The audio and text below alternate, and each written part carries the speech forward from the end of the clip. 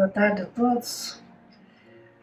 Vamos à nossa palestra da sessão de saúde da sexta-feira da Casa de Fabiano. Agradecendo sempre a Deus pela oportunidade e pedindo a bênção de Jesus para a nossa reunião. Vamos falar hoje sobre obsessões, dívidas do passado e doutrinação. Já sabemos que abrimos brechas com os nossos maus pensamentos e atitudes, sintonizando com os espíritos inferiores que, atraídos pelas nossas baixas vibrações, vêm reforçar nossas más tendências. Mas há casos em que esses espíritos que atraímos se associam a nós não simplesmente reforçando nossas más tendências, mas com o intuito de nos prejudicar. A ação desses espíritos obsessores ou se reflete sobre nós mesmos, ou por vezes a ação alfazeja é praticada em alguém próximo de nós, com o intuito de nos fazer sofrer pelo que está acontecendo com o nosso ente querido. E daí vêm as obsessões espirituais. Essas ações obsessivas são vinganças por malfeitos que nós mesmos provocamos no passado. Assim, verdugos e vítimas podem seguir intercalando seus papéis num círculo vicioso ao longo do tempo. Enquanto não houver o perdão, a contenda pode durar séculos, até que uma ação do bem entre as partes ou de um terceiro, que é o do chamado doutrinador ou esclarecedor, interrompa esse ciclo vicioso.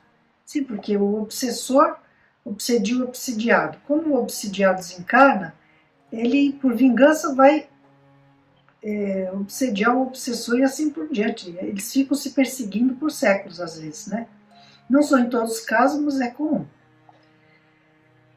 E no Evangelho, nós lemos em causas anteriores das aflições: há males nessa vida de que o homem é a própria causa, mas há também outros males que são estranhos à sua vontade e parecem golpeá-lo por fatalidade.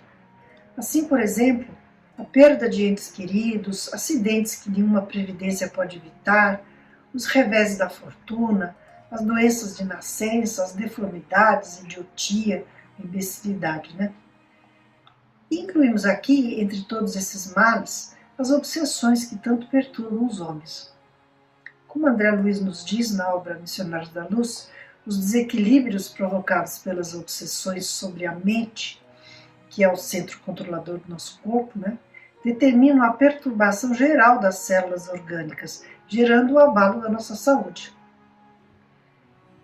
E continuando no Evangelho, como todo efeito tem uma causa, essas misérias que o homem sofre são efeitos que devem ter uma causa.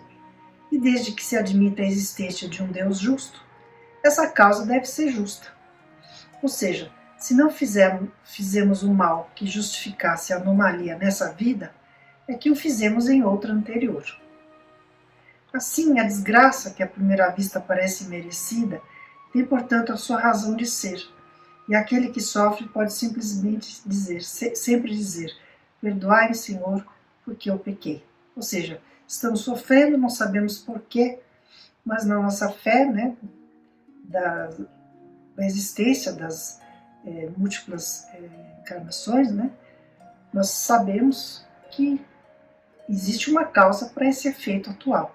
Se não conhecemos qual foi essa causa nessa vida, porque ocorreu numa vida passada, E Deus permite que as obsessões então ocorram, respeitando o nosso livre-arbítrio, para aprendermos com nossos erros, certo de que um dia eles serão corrigidos, já que Deus, na sua bondade, não quer o sofrimento eterno, certo?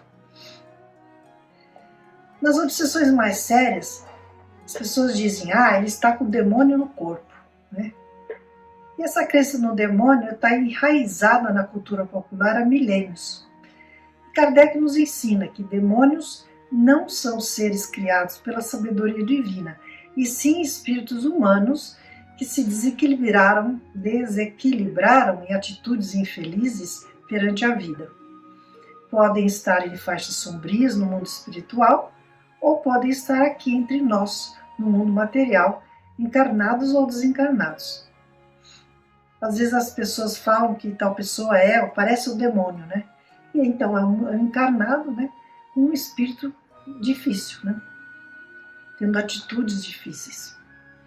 Kardec explica que precisamos considerar os chamados demônios, os espíritos das trevas, como irmãos verdadeiros, requisitando compreensão e auxílio, a fim de serem trazidos ao reequilíbrio.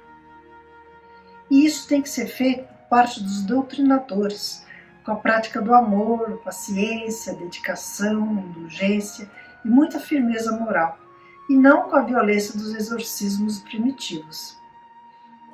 No Livro dos Espíritos, item 131, aprendemos que, como Deus é o Criador do Universo, se houvesse demônios, eles não poderiam ser obras de Deus. Deus é soberano, justo e bom, e não criaria seres infelizes eternamente voltados ao mal.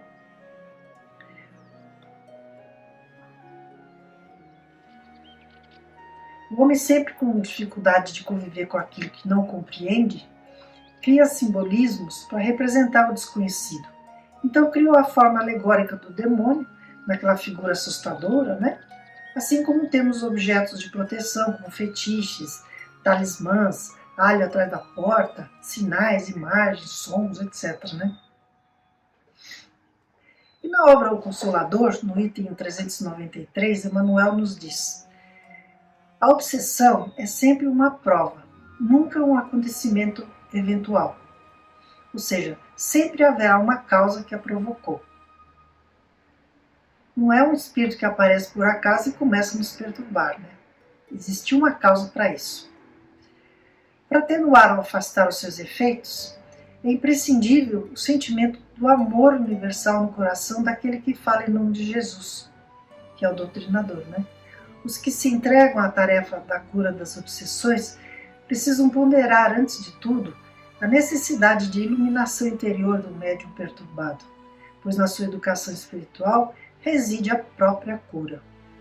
Ou seja, o obsidiado precisa investir na sua educação espiritual, né?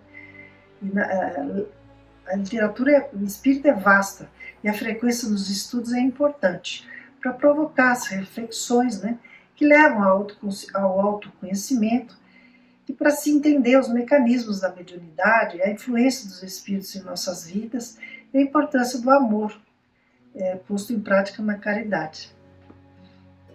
E Emmanuel alerta, né, dizendo: se a execução desse esforço não se efetua, tende cuidado, pois então os efeitos serão extensivos a todos os centros de força orgânica e psíquica. Ou seja, a pessoa adoece, né? O obsidiado que entrega o corpo sem resistência moral às entidades ignorantes e perturbadas é como o artista que entregasse seu violino precioso a um malfeitor, o qual um dia poderá renunciar à posse do instrumento que lhe não pertence, deixando-o esfacelado, sem que o legítimo, mas imprevidente dono possa utilizá-lo nas finalidades sagradas da vida. Acabamos com a nossa encarnação, né? Existem obsessões muito difíceis, né? Você não prossegue com o curso normal da sua vida, né? É o que você veio. São os casos graves de obsessão em que o indivíduo não resiste e acaba entregando seu próprio corpo ao espírito infeliz. É o caso de algum dia, e caso esse espírito algum dia se afaste por obra de algum tratamento espiritual mais radical, né, desprovido de amor, ou por ter cumprido com a sua vingança, submetendo sua vítima a atos humilhantes e absorvendo suas forças, pode haver consequências trágicas para o obsediado, porque ele fica privado de suas forças vitais e abandonado por aquele que controlava sua vida. Tem uma pergunta no item 394 que é feita a Emmanuel. Será sempre útil para a cura de um obsidiado a doutrinação do espírito perturbado por parte de um espiritista convicto? E ele diz, né, a cooperação do companheiro, médium doutrinador ou esclarecedor, vale muito e faz sempre grande bem, principalmente ao desencarnado.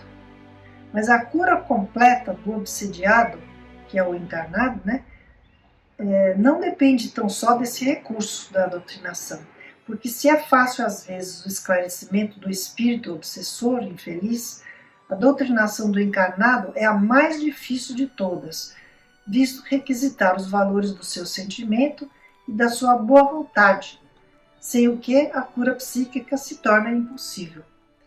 E que muitas vezes o espírito perturbador ele se reequilibra, né, com as palavras bondosas, né, com a paciência do doutrinador. Mas o obsidiado, que não se toca, que não modifica sua atitude, né, que não se melhora moralmente, ele acaba sendo obsediado por outro espírito, né, acaba sendo vítima de outra obsessão.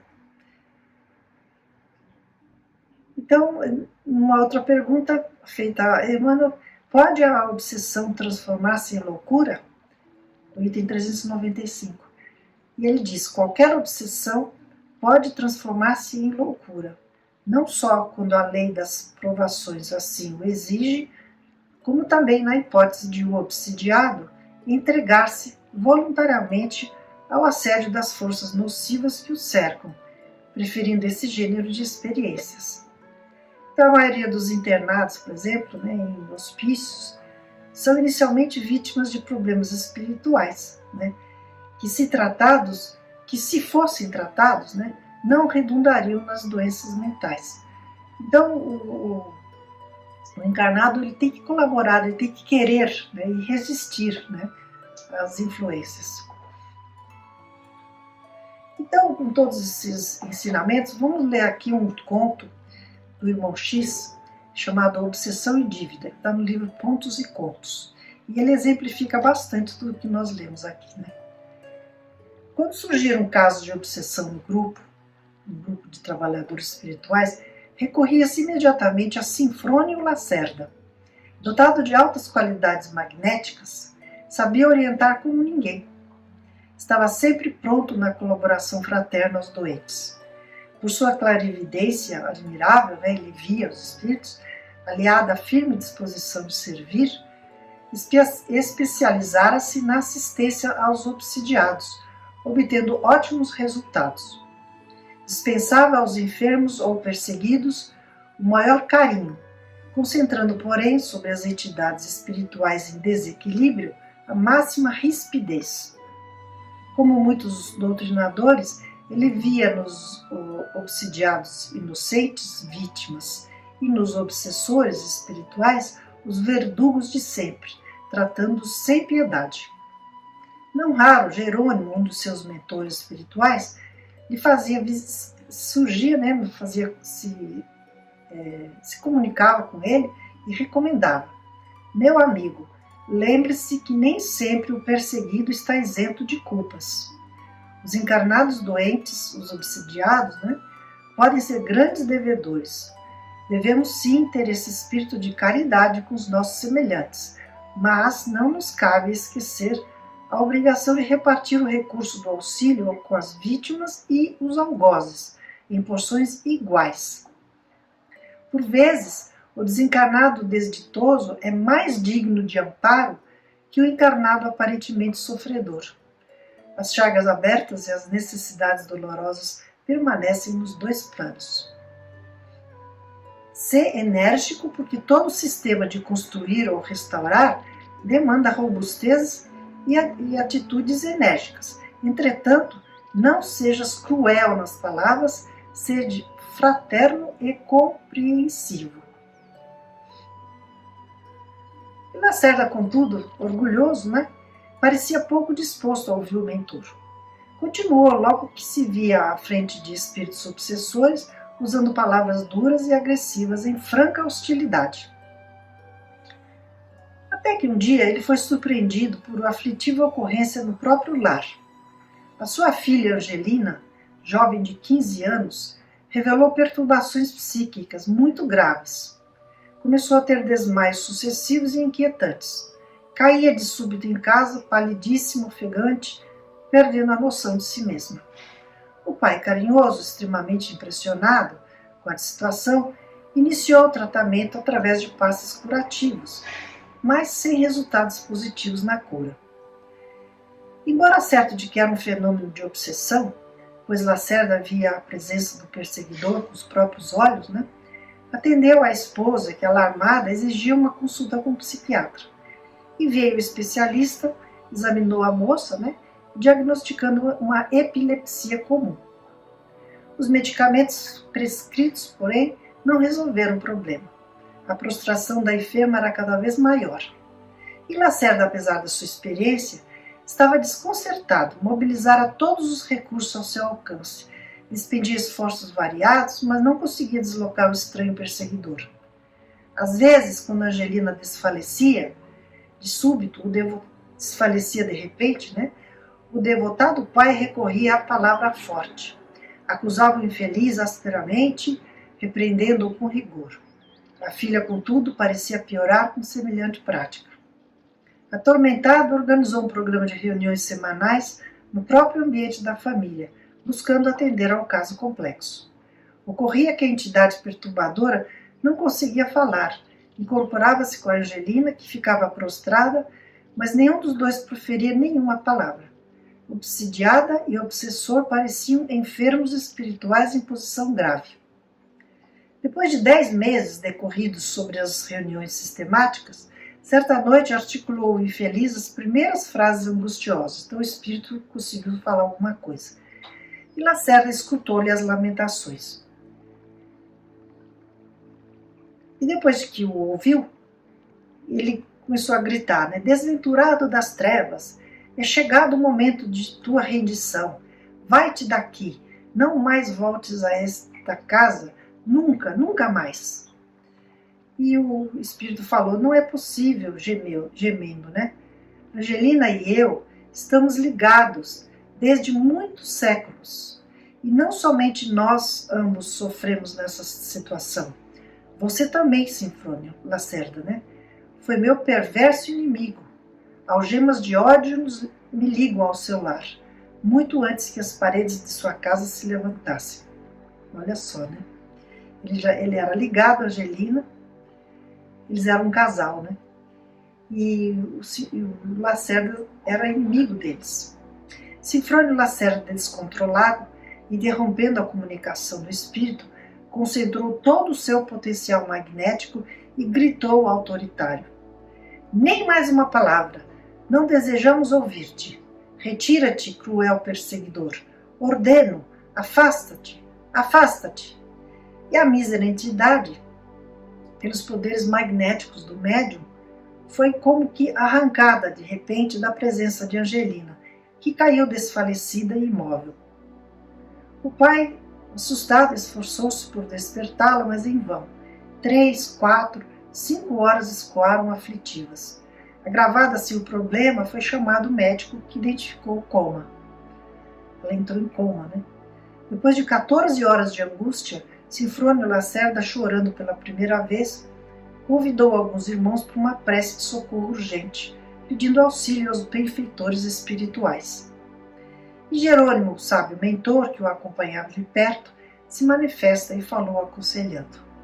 Aqui a gente abre um parênteses e comenta, Para a gente ver como os benfeitores espirituais estão sempre ao nosso lado, mas respeitam o nosso livre-arbítrio, esperando pelo momento de ajudar.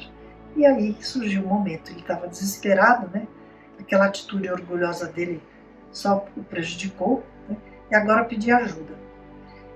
E Jerônimo falou calmamente perante o irmão em lágrimas, desesperado. Meu amigo, todas as obsessões, quanto às moléstias de qualquer procedência, podem ser tratadas, mas nem todas podem ser curadas, segundo os propósitos do homem. Angelina está profundamente unida ao obsessor, desde alguns séculos, quase ao mesmo tempo em que os dois se encontram intimamente associados ao teu próprio espírito. Então ele confirma o que o espírito tinha falado, No passado perturbaste-lhes o lar, e agora, consoante a lei divina, procuram-te ansiosos de equilíbrio no caminho reto. Com teu poder magnético, isolaste o perseguidor violentamente, mas não podes sustentar semelhante medida, sem grave dano para ti mesmo. Ou seja, ele ia sofrer a infelicidade de perder a filha, Não se arranca, e o mentor continuou, Não se arranca o carvalho de 300 anos sem algum trabalho, como não se pode desfazer uma construção milenária de um minuto para o outro, sem ofensa à harmonia geral. Então o casal era tão unido, né, que o espírito, na verdade, você fala, e como é que era antes, né? O espírito, ele só começa a se identificar, a se revelar, né, quem realmente ele é, já após uns 12 anos de idade, né? E ela tinha 15, né? Então, provavelmente, ele a encontrou, né? E se uniu a ela, como ele vinha unido há séculos, né? E eles se amavam, né? E Lacerda era o inimigo. Em outra vida, né? Não se arranca o carvalho, não, como já li isso aqui, né? Se não buscares a mesma entidade de volta para junto da sua filha, continuou o mentor, utilizando seus mesmos dons magnéticos em sentido contrário, Angelina desencarnará em breves horas para reunir-se ao companheiro. E compreendendo, Jerônimo pergunta como proceder, ao que o mentor então responde: há doutrinações pela palavra e doutrinações através do exemplo. Traze o obsessor e recebe-o no teu santuário doméstico, afetuosamente, qual se o fizesse a um filho. Cura-lhe as mágoas, orienta-o para o Senhor. Ama-o quanto puderes, porque só o amor pode curar o ódio. E perante o choro resignado de Lacerda, como aprendiz diante de lição difícil, Jerônimo concluiu: não te sintas humilhado, meu filho. Tens agora muitos conhecimentos e possibilidades, mas tens igualmente muitas dívidas. E quem deve, Sinfrônio, Lacerda, né, precisa desembaraçar-se do débito, a fim de seguir em paz na gloriosa e divina jornada para Deus. Então é um perfeito exemplo, né, dos ensinamentos que comentamos aqui. E Lacerda, no fim, teve que professar mediumente o amai aos vossos inimigos, né, como nos ensina Jesus. Mas como está no Evangelho, Jesus não entendia, ao dizer essas palavras, que se deve ter pelo inimigo a mesma ternura que se tem por um irmão ou um amigo, né? Pois isso não seria natural. Mas é não ter ódio, nem rancor ou desejo de vingança, é perdoar, reconciliar-se, pagar o mal com o bem, né? Tudo que o Lacerda ia ter que fazer com esse espírito.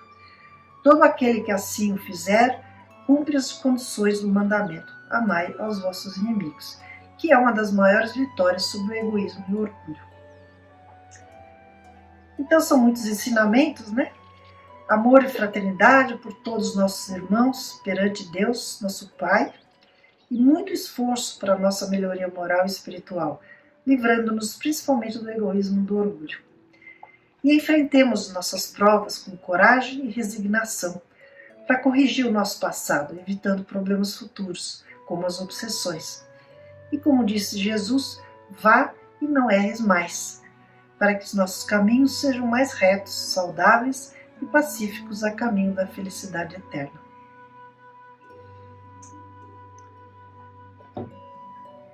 Concluímos então com a prece ao Pai. Pai nosso que estais no céu, santificado seja o vosso nome. Venha a nós o vosso reino, seja feita a vossa vontade, assim na terra como no céu. O pão nosso de cada dia nos dai hoje. Perdoai as nossas dívidas, assim como perdoamos aos nossos devedores. Não nos deixeis cair em tentação, livrai-nos do mal. Graças a Deus e graças a Jesus. Obrigada.